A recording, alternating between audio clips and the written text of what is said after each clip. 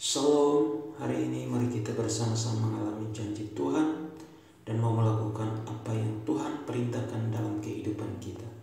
Nehemia pasal 13 ayat 1-31. Kesetiaan Nehemia kepada hukum. Pada masa itu, bagian-bagian daripada kitab Musa dibacakan dengan didengar oleh rakyat.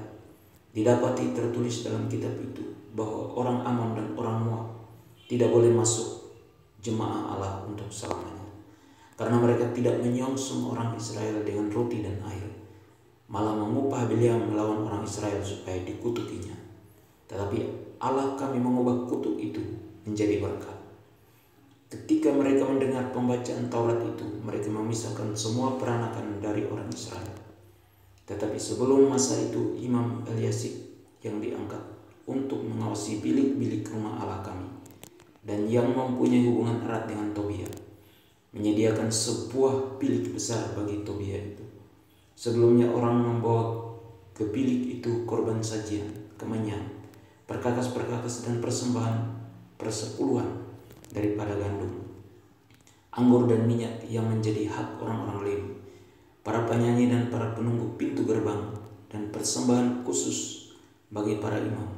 Ketika peristiwa itu terjadi, aku tidak ada di Yerusalem, karena pada tahun ke-32 pemerintahan Artasasta, Raja Babel, aku pergi menghadap raja. Tetapi sesudah beberapa waktu aku minta izin dari raja untuk pergi. Lalu aku tiba di Yerusalem dan melihat kejahatan yang dibuat Eliasib untuk keuntungan Tobia. Sebab bagi Tobia ini telah disediakannya sebuah bilik di pelataran rumah Allah.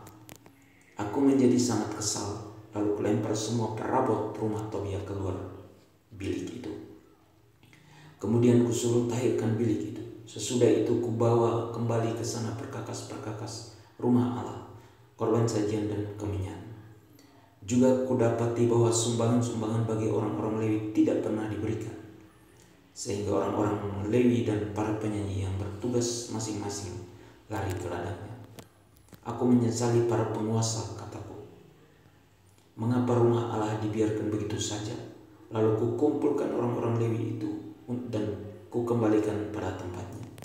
Maka seluruh orang Yehuda membawa lagi persembahan persepuluhan daripada gandum, anggur, dan minyak ke perbendaharaan.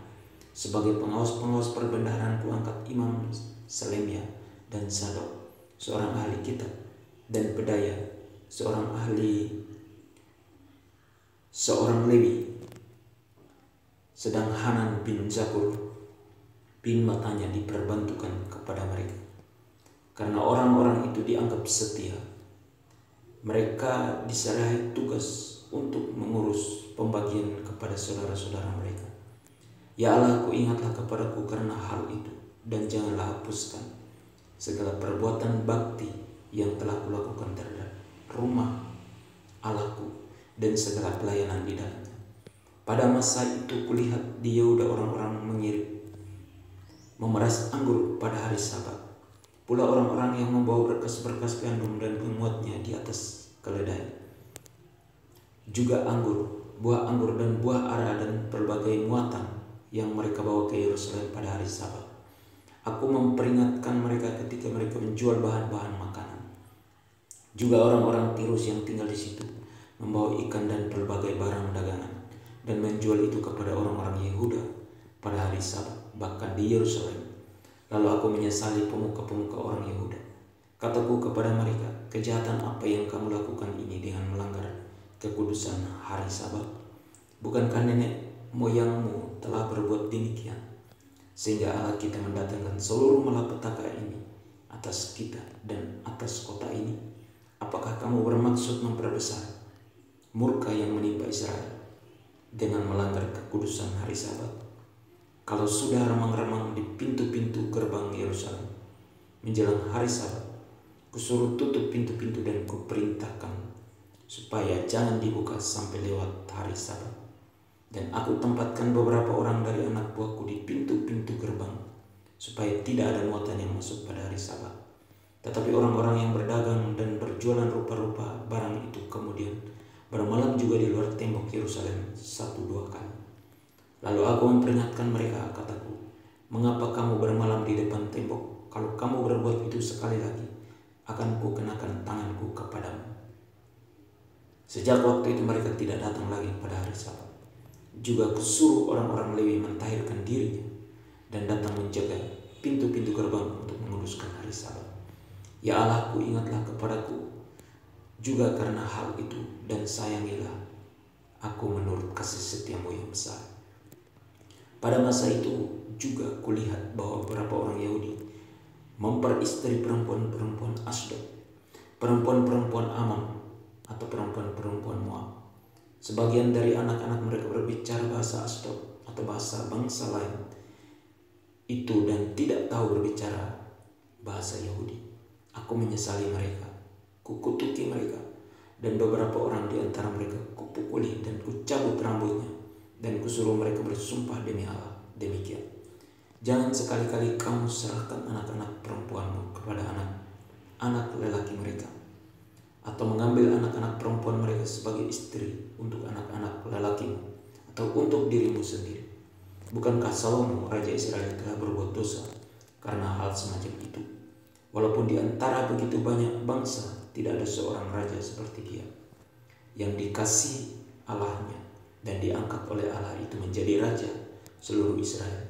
Namun dia pun terbawa ke dalam dosa oleh perempuan-perempuan asing itu. Apakah orang harus mendengar bahwa juga kamu berbuat segala kejahatan yang besar itu, yakni berubah setia terhadap Allah kita karena memperistri perempuan-perempuan asing? Seorang dari anak-anak Yehoyada bin Eliasib, imam besar itu, adalah menantu Sanballat, orang Horoni itu. Oleh sebab itu kuusir dia daripadaku. Ya Allahku, ingatlah bagaimana mereka mencemarkan jabatan imam, serta perjanjian mengenai para imam dan orang-orang Lewi.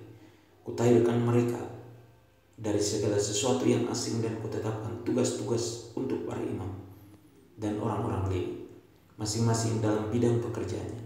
Pula kutetapkan suatu cara untuk menyediakan kayu api pada waktu-waktu tertentu dan untuk hasil-hasil yang pertama.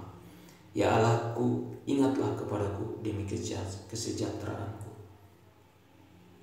Perintah Tuhan agar kita tidak melanggar batasan-batasan sebagai orang percaya kepada Tuhan dan tidak menajiskan diri kita.